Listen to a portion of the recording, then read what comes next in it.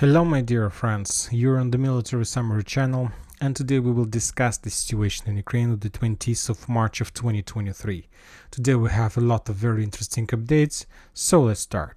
And today we're going to start with the Donbass Frontline. To be more precise, we're going to talk about Avdiivka and we're going to talk about Bakhmut, because these two towns are the most important parts of this frontline. These two towns are the most important towns in all over the front lines of Ukraine. As you know, the Russians started greatest offensive operation in the vicinity of Bakhmut somewhere in December, in November, in the end of November, December, and recently the Russians have started another offensive operation, storm operation in the vicinity of Avdiivka. According to the information we have and according to what we can see watching this map, that Bakhmut have already appeared inside of operational or even tactical encirclement. If we take a look at Avdiivka, we see that there is the same picture. Today this map was updated, and according to the latest updates we have, the Russians established control over small town Stepovaya. According to the Russian sources, this town has the title of Petrovskaya. Furthermore, the Russians established control over Kamyanka. So now we can say that maybe there are no Cauldron for now, but we can say that there are at least two operational encirclements on Donbass frontline. The first map who made some updates on their maps was the Institute of Study of War map. They published this small salient this morning.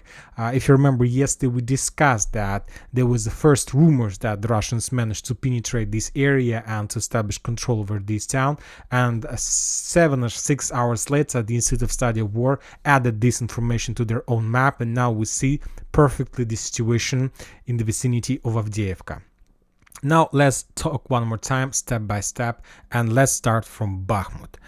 As you can see, if you take a look at this map, this like second or maybe third day in a row when we can't find icons above Bakhmut area according to the Russian sources map.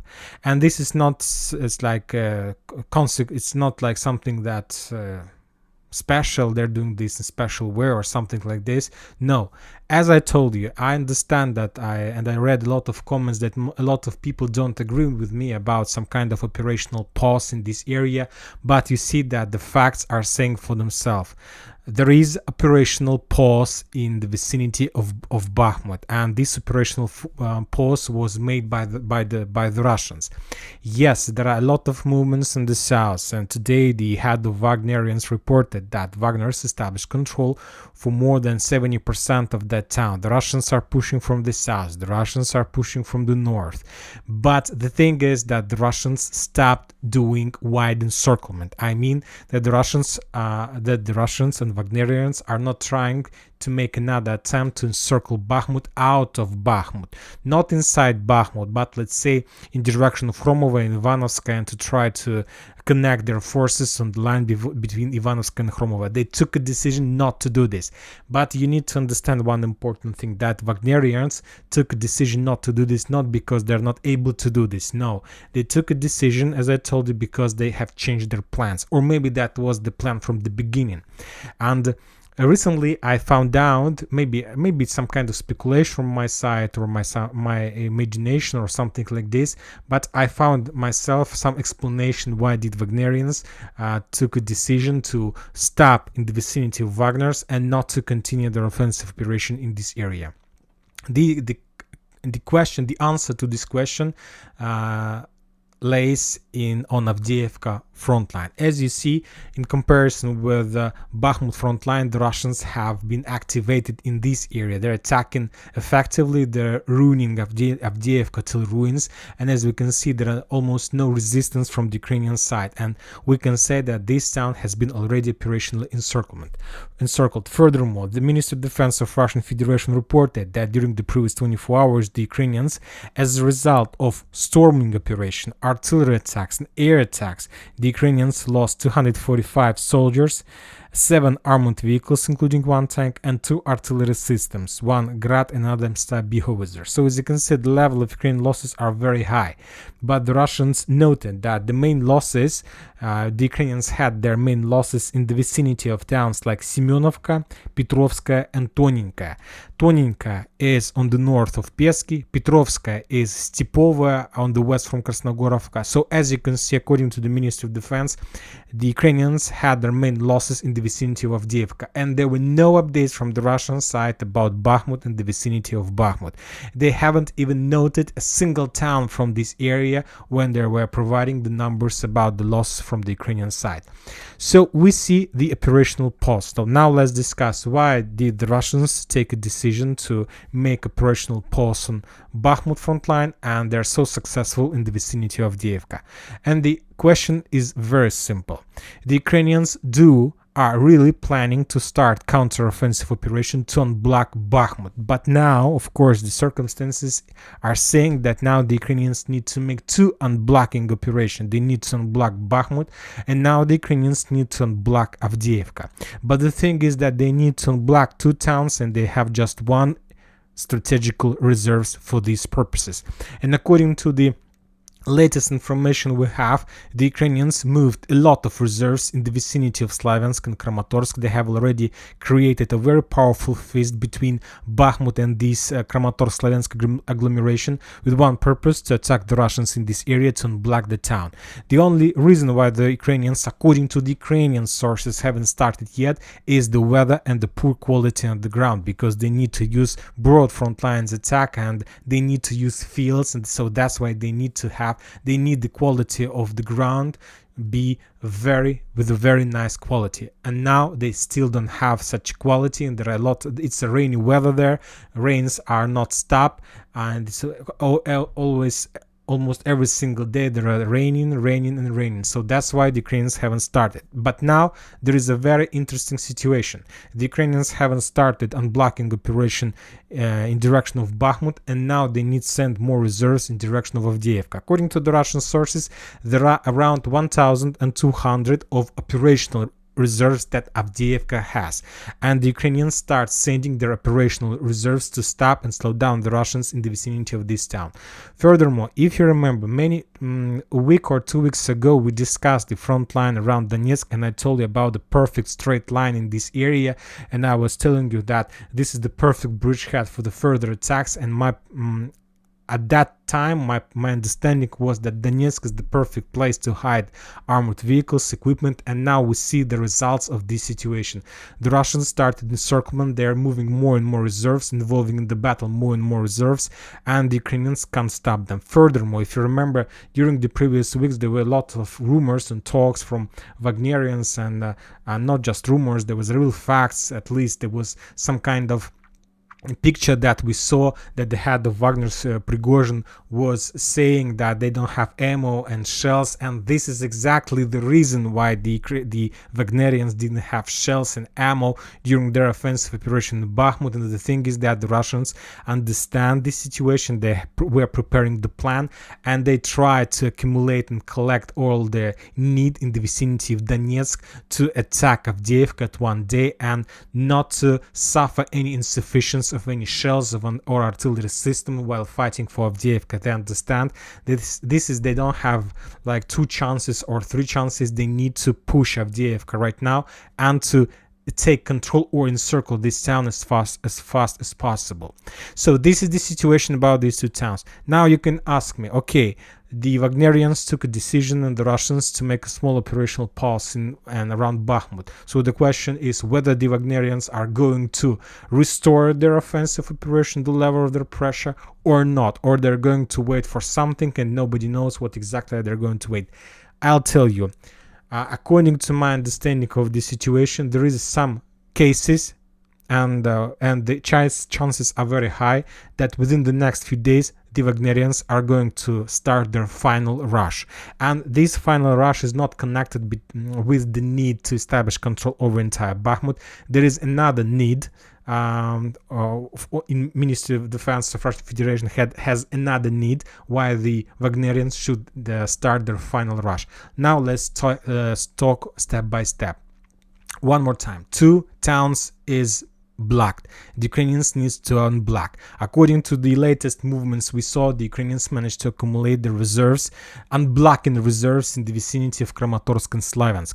Now let's go to the Western sources map, and here we can make some arrows and for better understanding. So let's assume that the Ukrainians managed to accumulate their forces in this area with purpose to unblock Bakhmut, to make something like this. Maybe they might use more movements or something like this.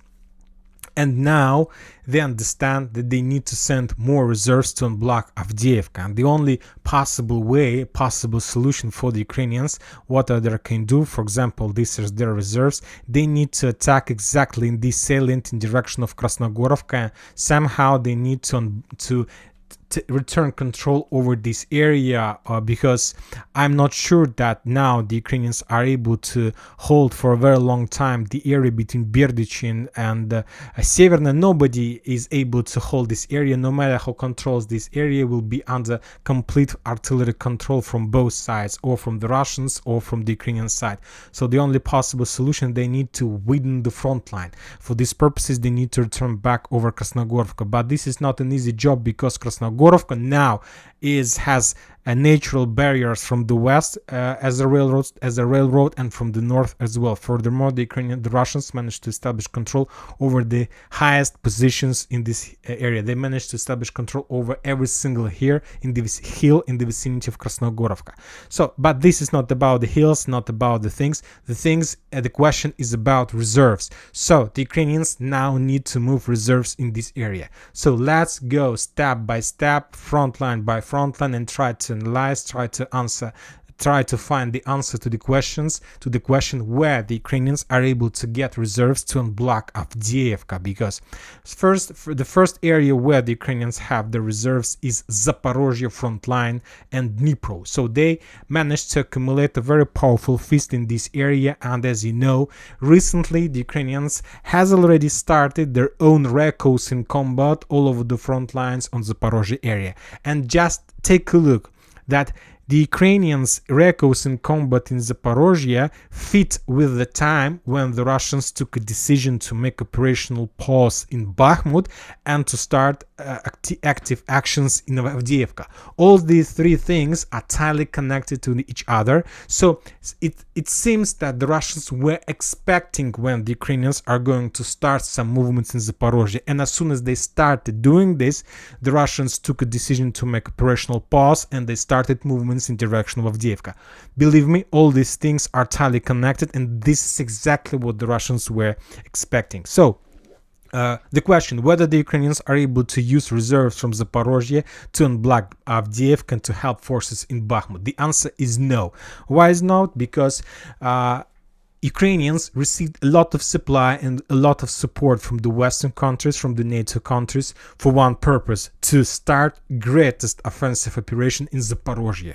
And this is the only attack that can guarantee the Ukrainians for more support, more supply, and not just with weapon, but with the finance. They need to complete this offensive operation, they need to show the result, and then they will be 100% sure that the Western countries are going to continue support of Ukraine. So that's why this some kind of untouchable reserves. They can't touch anything, because every single armored vehicle, tank, soldier are signed by the NATO states document, and these forces are completely under NATO control. And I believe they understand as well perfectly that if they start sending reserve from this area to Avdiivka or Bakhmut, they won't be able to achieve a success. They won't be able to achieve any goals in this area, and the offensive operation Ukrainian will be collapsed even without beginning of this offensive operation.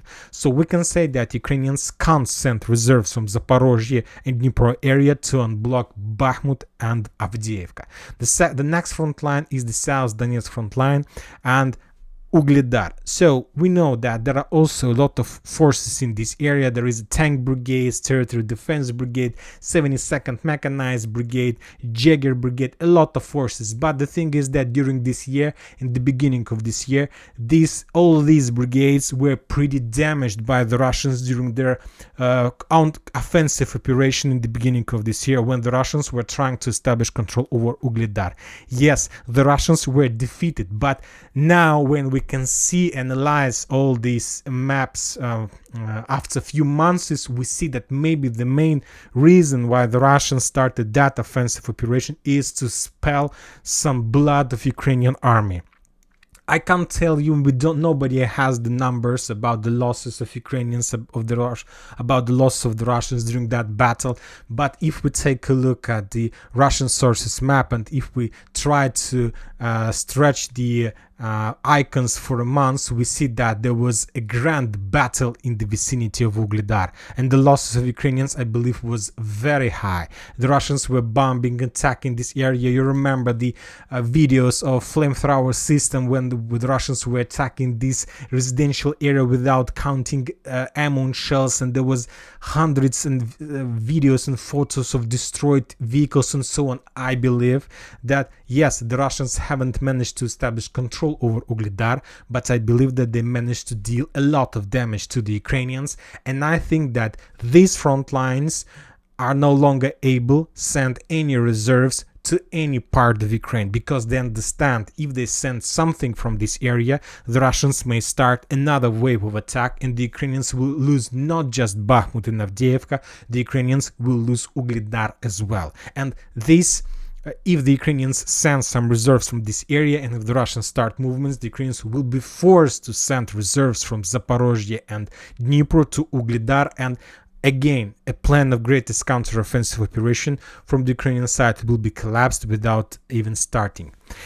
Now let's talk about Avdiivka. As we discussed, they have just 1,200 of operational reserves. Now the Ukrainians try to understand where exactly they can find another 10,000 soldiers to stop the progress of the Russians in this area. For now, they're thinking just about how to stop this progress.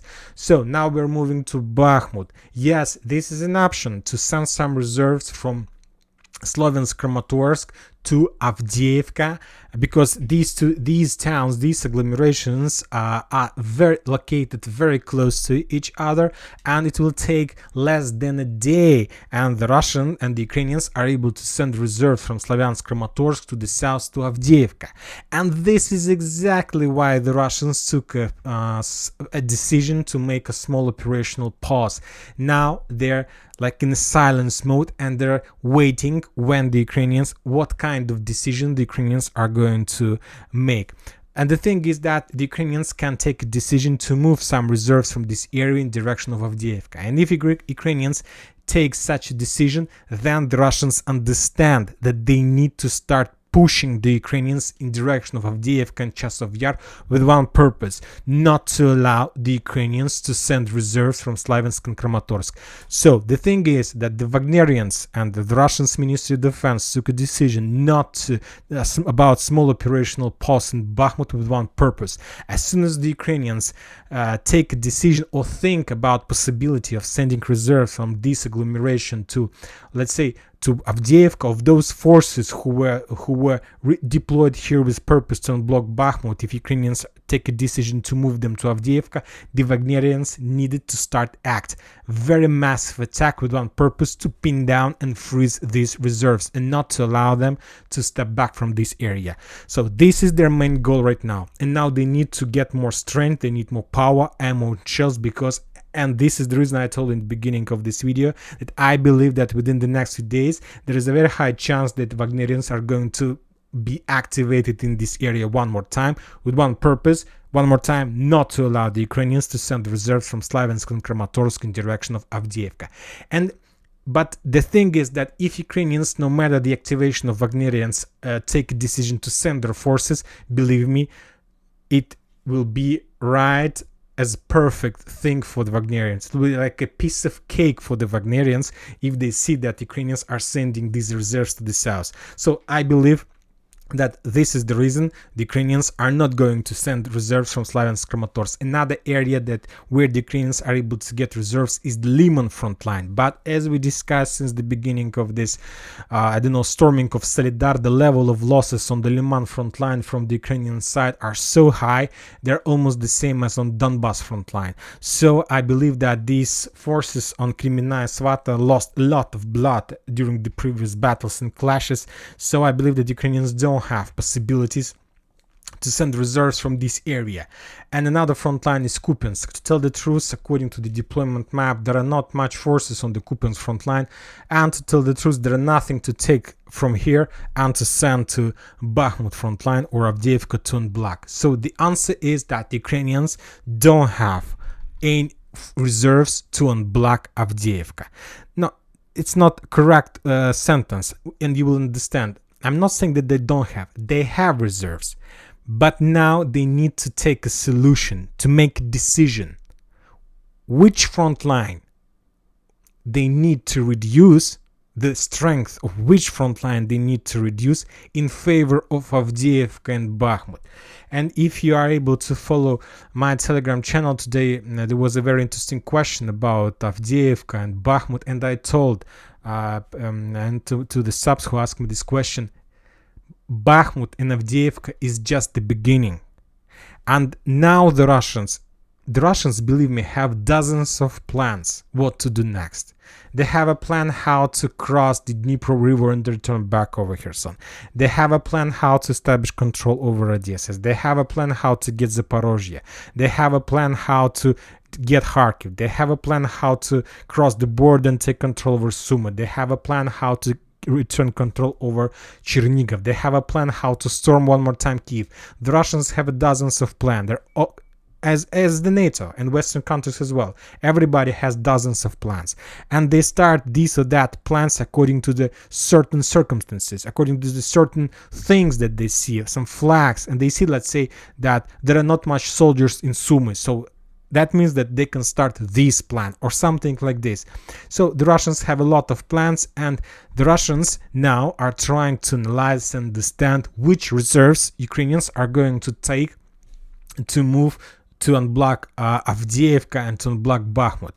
And some sources are saying, and there was a very interesting piece of news during the previous week, that Ukrainians started movement of their redeployment of their forces that were located on the border with Belarus in direction of Donbass. So it's like greatest redeployment of Ukrainian forces. If you remember, there was hundreds of updates, piece of news that Ukrainians created at least 3 or maybe 5 or maybe 10 lines of minefields on the border with Belarus. And you know, if you are not going to fight with this country, if you're not going to have a war with this country, why are you creating so many lines of defense, of mining fields and so on? And the answer is simple. The Ukrainians took a decision to reduce the level of power, level of defense, of possibilities of Belarus border, let's say Belarus front line, in favor of Donbass. There are around 20-30,000 soldiers that could help the Ukrainians very much to unblock Bakhmut and to unblock Avdiivka. At least 20-25,000 the Ukrainians are able to redeploy from this area. And this is exactly what the Russians expect these days. The thing is, as I told in the Telegram channel, that Avdiivka and Bakhmut is just the beginning, and according to my understanding of the situation, there's going to be a third strike, a third and final strike, and the Russians are going to make this final third strike in the area where the Ukrainians are less prepared, has the less manpower, less defense, and so on. And I'm not saying that the Russians are going to start movements from the border with Belarus. I just try to give you some example that the Ukrainians need to accumulate reserves, they need to move forces, and now if they have already redeployed some forces from border with Belarus, this is the perfect area to start another greatest offensive operation when the Russians are able to break the entire situation and to change the game in Russian favor till the till the very end of the special operation. I'm not saying that the Russians are going to start this movement. I'm just trying to give an example. They can start movements in direction of Kherson, or they may start storming Odessa if the Ukrainians take a decision to take strategical reserves from this area to black situation in Bakhmut. As I told you, dozens of plans the Russians have, and now they're just trying to find the best solution, the better time to implement one or two more plans that can break the entire situation. And this is about the front lines. Now you understand about Bakhmut, about the situation with operational pause, about Avdiivka. This town is almost operational encirclement. You see the Russians attacks with the rockets and shells and artillery every single town that lays between the mainland and Avdiivka. So believe me, there are no chances to evacuate from this area. And the situation is critical for the Ukrainians. Another thing about other front lines, let's discuss a little bit, and then we will return back to another topics.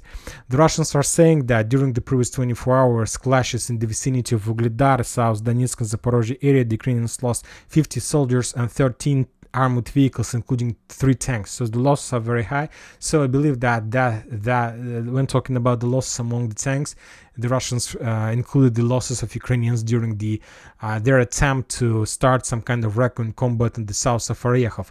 When talking about Kherson frontline, the Ukrainians lost 40 soldiers, 5 armored vehicles, and 3 artillery systems in the vicinity of this town during the previous 24 hours artillery duels.